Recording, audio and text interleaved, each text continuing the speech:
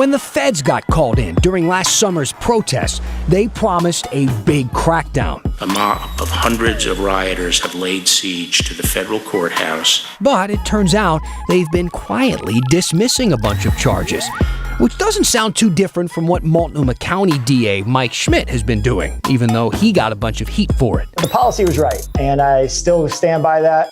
And we dug up a piece of Oregon history that I'm betting you haven't heard.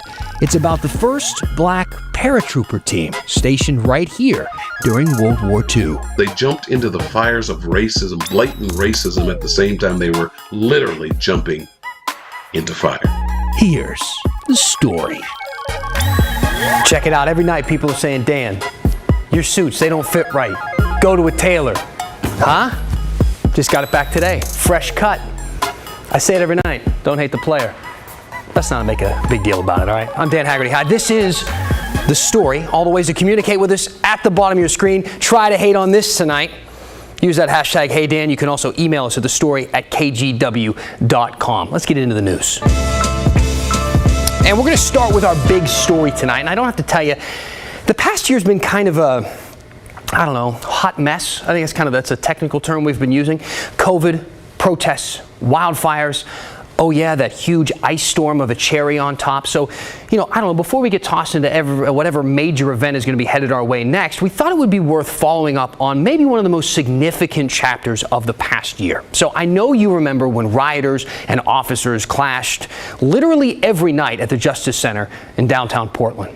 And last summer, federal authorities, they warned there would be consequences for that violence. They promised there'd be consequences, especially for people who assaulted federal officers or damaged federal property. So for months, investigative reporter Kyla Boshi has been following these cases to find out if that actually happened.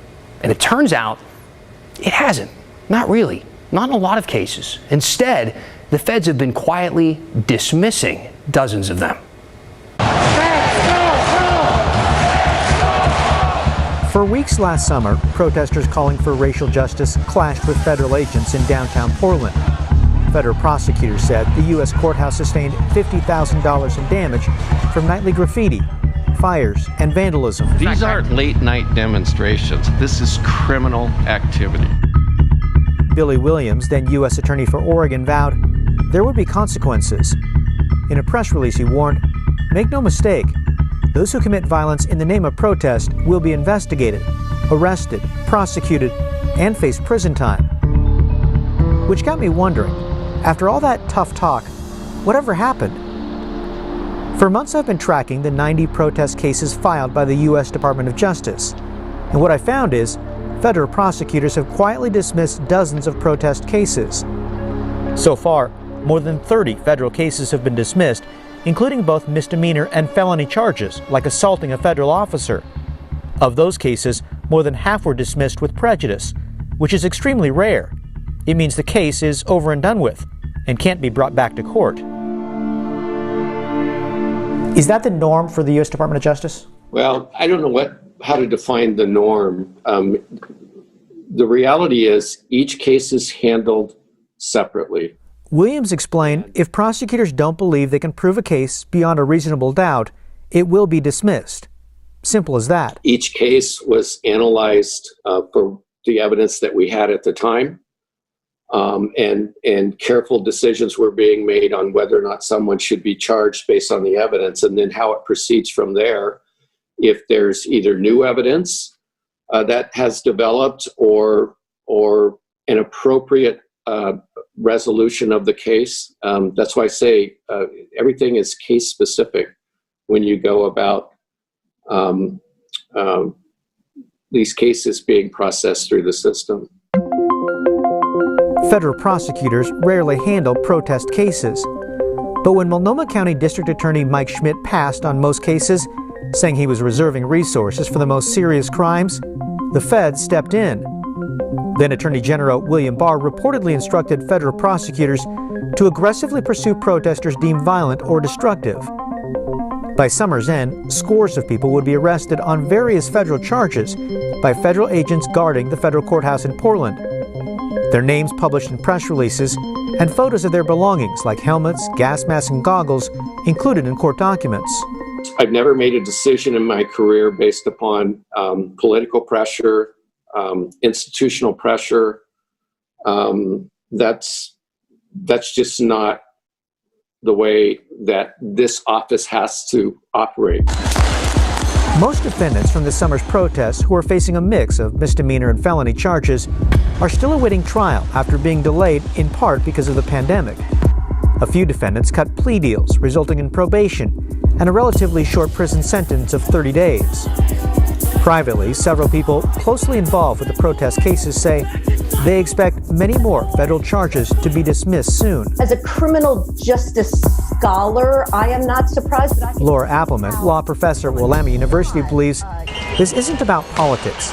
It's about resources and an already busy caseload. Federal prosecutors must decide if it's worth their limited time and energy to prosecute each and every protest case, most of which are misdemeanors. Sort of this balancing of stuff we have to do now, work we have to do now, plus work we know we'll have to do later, plus who knows? I mean, this is the pandemic year of fire and ice. I mean, I don't know, dragons maybe next. I mean, I think any U.S. attorney must be like, I got to hold a little bit back because who knows what's coming at 2021.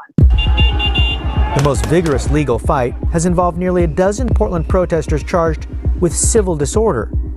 Defense attorneys argue the obscure law enacted during the 1960s civil rights era is unconstitutional. With the new president and soon new U.S. attorney in Oregon, Billy Williams stepped down on February 28th, it's not clear how these cases will be handled going forward. But like the protests themselves, there will undoubtedly be opposing views. Some will argue by dismissing cases, there's no accountability, while others claim the feds should have stayed out of this and never filed protest cases in the first place.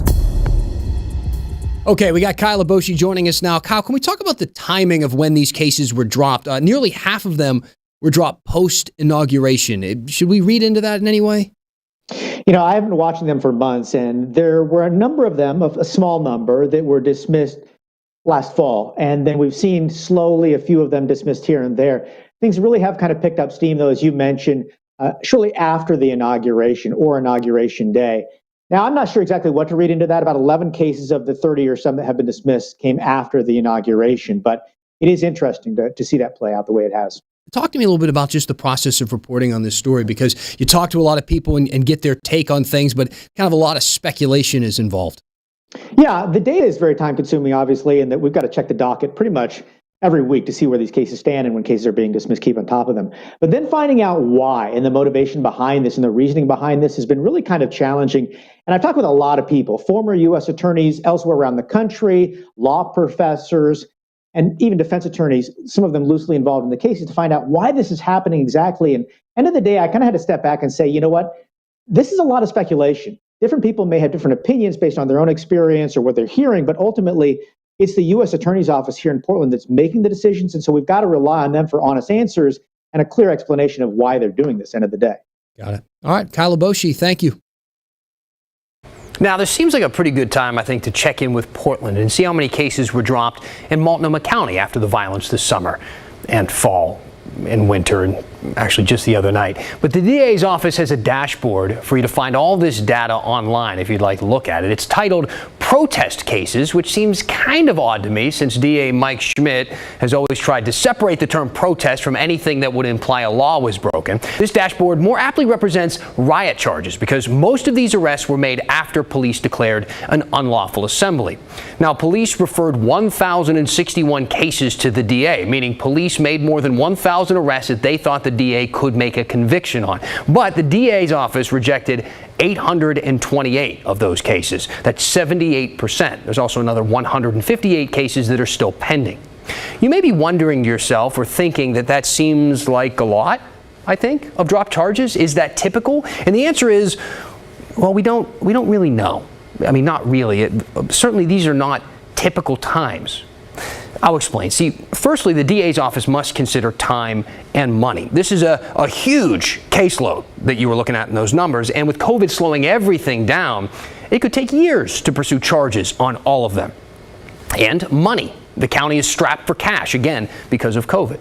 Second, cases involving free speech can be very hard to get a conviction. It can be hard to prove that. The First Amendment is a very strong pillar to lean against for a defendant in these types of cases. And lastly, the DA has a very progressive and controversial set of guidelines for who to charge and why. You see, essentially, one of the things he did is he took the teeth out of the police being able to declare a riot. I mean, they could still declare one, but it didn't mean as much. Typically, when police declare an unlawful assembly, you have to leave. Or if you don't, you could be arrested. Schmidt changed that. If you're smashing windows, if you're lighting things on fire, that's where we want to put our resources. That makes everybody less safe, including protesters and police officers. Where we're not going to put our resources in the middle of a pandemic when our justice system is already stressed is on people who are just present and want their voice to be heard. And maybe they weren't leaving fast enough when they were told to leave, but we're talking about focusing on the people who are actually doing the harm. That's public safety. So I think the messaging was at a challenging moment at a lot of different levels, but the policy was right. And I still stand by that. And I think in the end, we have done exactly that, focused our resources, and we've made some gains. Now, I'm not exactly certain what he means by making some gains. Maybe he's talking about some of these people I'm about to show you. Because of those 1,061 cases, the DA is charging 158 of them, meaning that he's looking to make a plea deal or go to trial with these people. Here's some examples. This is Hannah Lilly. She's 21 years old. A court recently ordered her to pay $46,000 in restitution. She was charged with arson for trying to set fire to the Justice Center, but pleaded guilty to aiding and abetting a guy named Cyan Bass. He got indicted for arson, attempted assault, unlawful use of a weapon, and possession of a destructive device, which more specifically means police saw him breaking windows with a slingshot and marbles and using lighter fluid to set the central precinct on fire by igniting a wall outside and an awning. He's still waiting trial, and I think the fact that Lilly already admitted to being his accomplice is not really looking good for Bass. Here's just a few more people, just to give you an idea of the types of crimes that the DA is pursuing. Malia Trammell is accused of puncturing the tire of, that police truck that they used to shout out the commands to the crowd. Joseph Sipe is accused of lighting and throwing a Molotov cocktail in the street. Calvin Jackson is accused of throwing rocks and breaking windows in the central precinct. Police say L'Oreal Viles punched a cop. They say Evan Birchfield hit an officer with a wooden shield. That's the type of stuff we're looking at here, and the DA is going after all of them. And as you can see, this stuff takes a while, especially right now with COVID. Most of these cases are in the very early stages of these alleged crimes that happened 6 months ago. But stay with us. We'll keep updating you as we learn more. So, Black History Month, maybe you know this, you check the calendar, it ended on Sunday. I'm not sure if you know this, but you can actually talk about Black history like anytime you want. It doesn't have to be during February. I'm not sure if the rest of the media knows that, but here in this area, there are a lot of amazing stories to tell in the Pacific Northwest. One of our Sunrise producers actually discovered that the first all-black paratrooper unit was actually stationed here, stationed in Pendleton, Oregon, during World War II. Here's Andrew Dorn with their story. Since the Revolutionary War, Black patriots have fought alongside their fellow countrymen, defending our nation's ideals, even as some of those ideals continuously denied them equal rights. This is the story of the 555th Parachute Infantry Battalion, the Triple Nickels, who were the first all-black parachute unit in U.S. military history. Organized late in World War II, the Triple Nickels trained at Fort Benning, Georgia, and were eager to fight the Germans. But with the Axis armies in retreat, the unit was given a different, top-secret mission, codename Operation Firefly.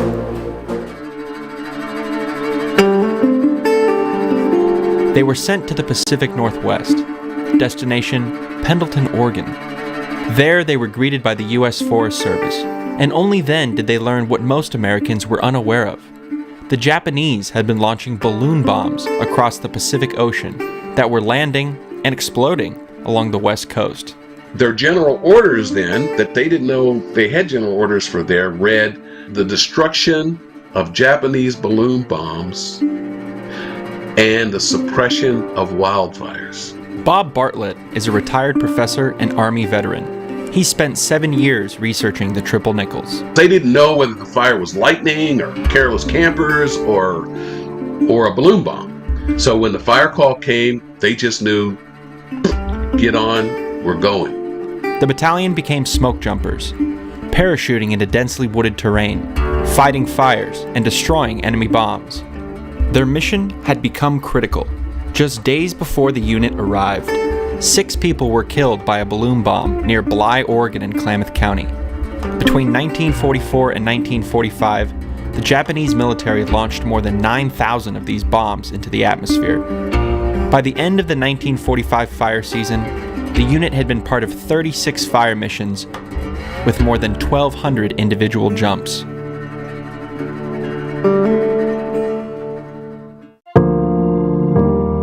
But despite their bravery, the Triple Nickels, like other black service members, faced discrimination in their own country.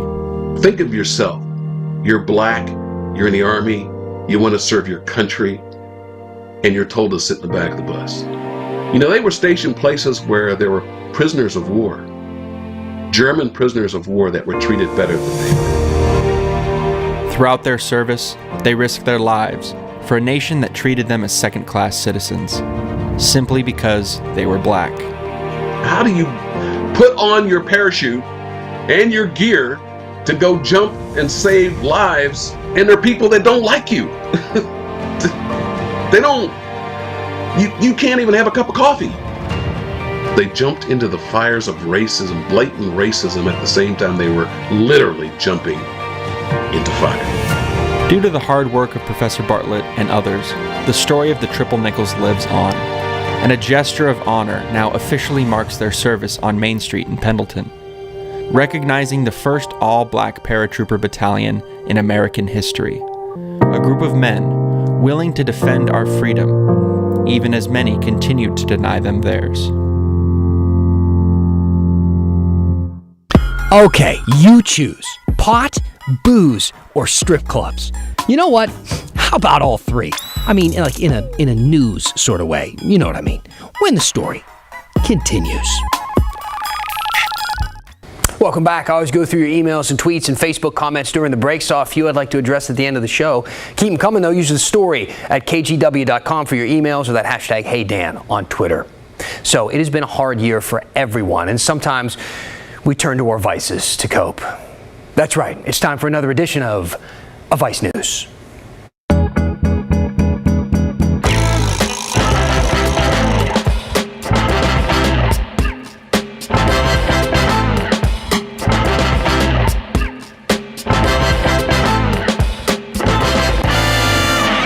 And we're going to start with strippers going virtual, and just when the internet was getting so wholesome.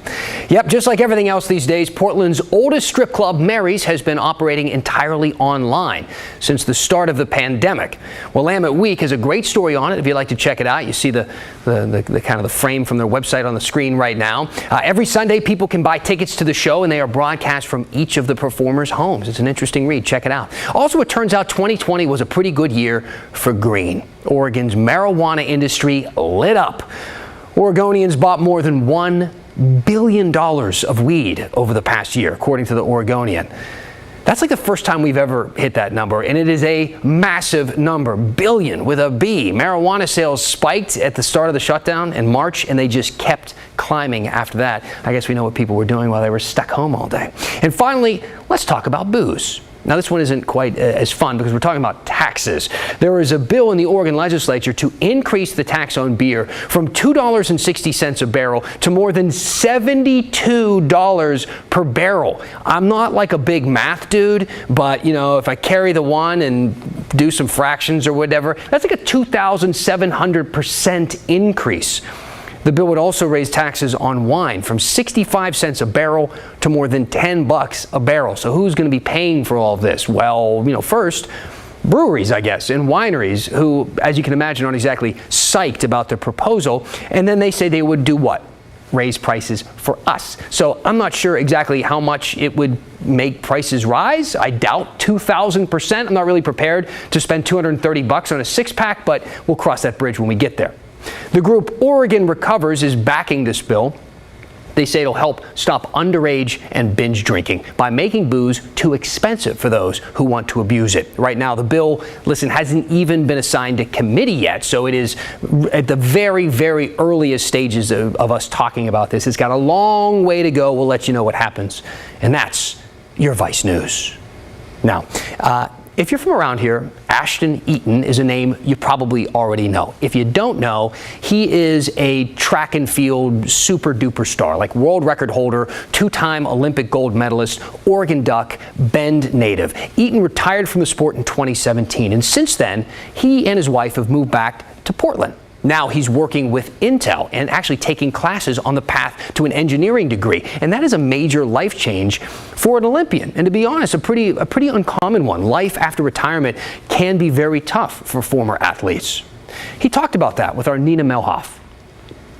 Having that transition from elite sport to what comes after that is challenging. And I think it's challenging for the reason I mentioned before, which is sport is so cut and dry about what you do. Your plan for the next 4 years is set, really. I mean, if you start an Olympic cycle, like the next year and the next year and then to the Olympic Games, it's just, here's what I do every single day. And I feel good because I know I'm making progress towards that. And then once you get out of that environment, which that environment has so much support for you. You have your sponsors, you have your physiotherapists, you have your coaches, maybe you have your sports psychologists, you have your daily training.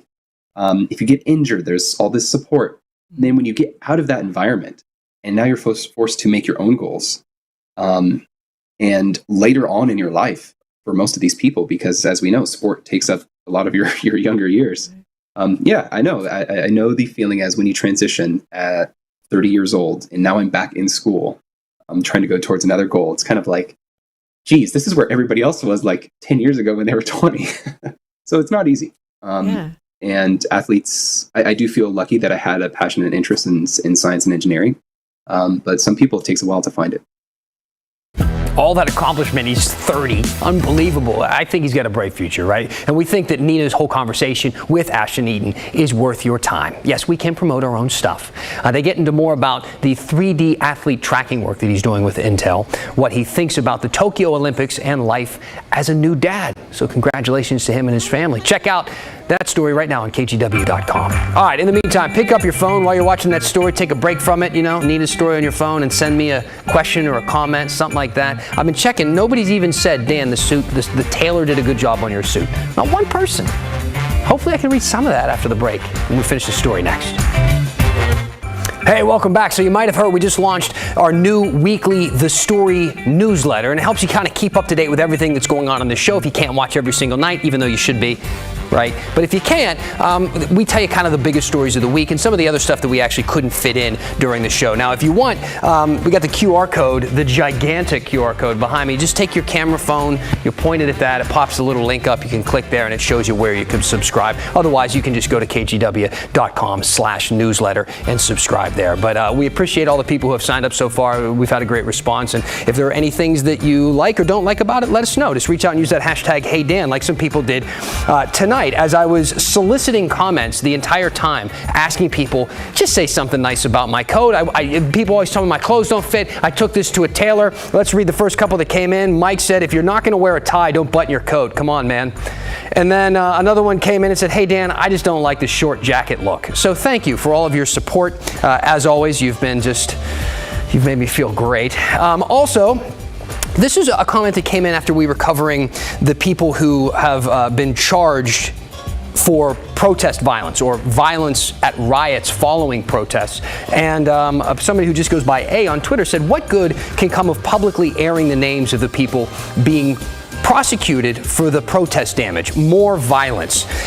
I don't think so. I don't think that anybody there is going to be a victim of violence because we put their names up on the screen, and that's not really something that we can fear in that capacity, considering that we say their names as a way to explain to people that the charges are actually attached to a person, and we say those people because they're the ones who are alleged of committing these crimes. You notice the mugshot we showed was only the person who pled guilty to what they had done. So we have to cover these in an honest way, and we have to be able to talk about them openly. So, we're not putting anybody's personal information on the screen. We're putting the name that is attributed to the crime that they're being alleged of committing. So I know it's a sensitive situation, but this is the news. Thanks for being with us tonight.